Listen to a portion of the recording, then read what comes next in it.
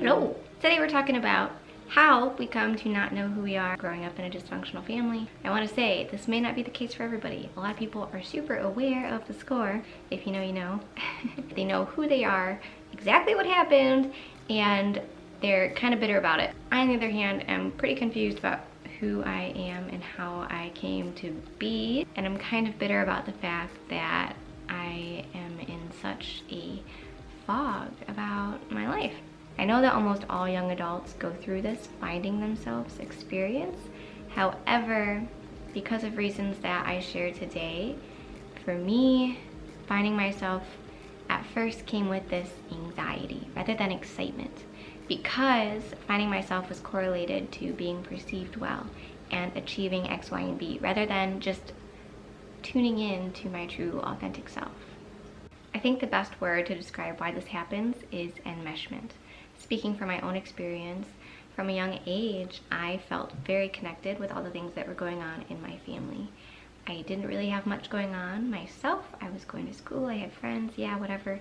But there was life-altering stuff happening with my parents' relationship, with my parents' working environments, with my siblings. And so when someone would ask me, how are you? What's going on? I would answer in the tone that my family was currently going through. So I'd be like, oh, I am kind of scared that this or that's gonna happen, or this and that is happening, oh my god. There was no boundary with just me and the family. We were all in this massive chaos together. A second reason I think this happens is because of judgment. We learned to judge people, and we learned to think that other people were judging us, when in truth, that's not necessarily the case. Actually, a lot of times people are just minding their own business. I felt very judged and conscientious of what I was doing and what other people thought of that. And growing up, as I started making mistakes, figuring out life, I started to become ashamed of the decisions that I was making and who I was. I came to feel like the less people knew about the real me, the better. And I started having secrets.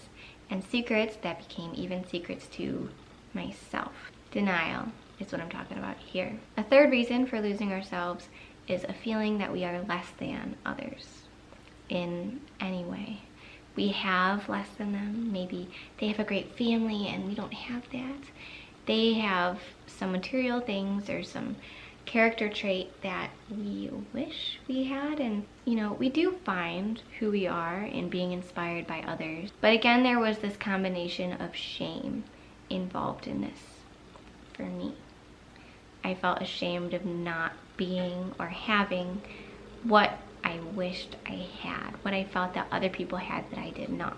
A fourth factor in losing ourselves may be taking on the roles that other people give you.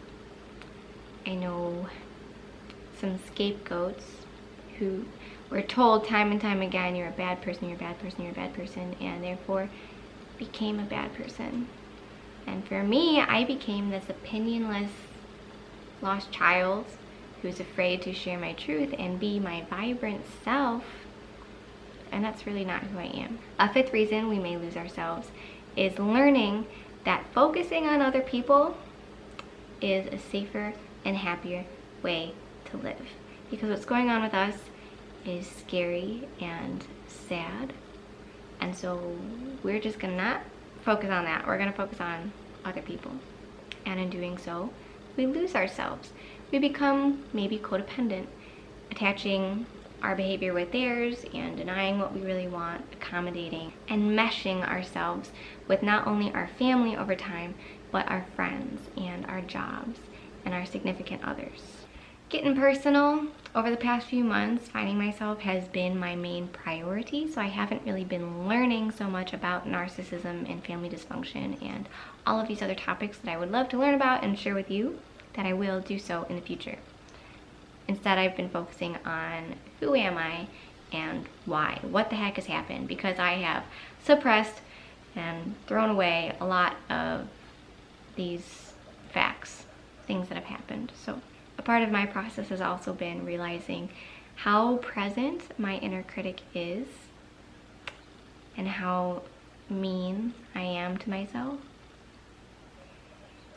And so it's just been a hard few months. It's been hard to sit with who I really am. It's been hard to find myself because for so long I've been running from myself, not liking myself clearly, but I've been in denial of how bad that truth really is, of how real it is. So, on that happy note, I'm feeling much better and comfortable with it all, with my story in awareness, and I'm ready to move forward and start learning again and get active and embrace this true self, embrace the good parts and really lean into the good parts. So that's all I have today. I hope that you enjoyed this video, and I hope that you share down below your experience and your wisdom. And I'll talk to you soon.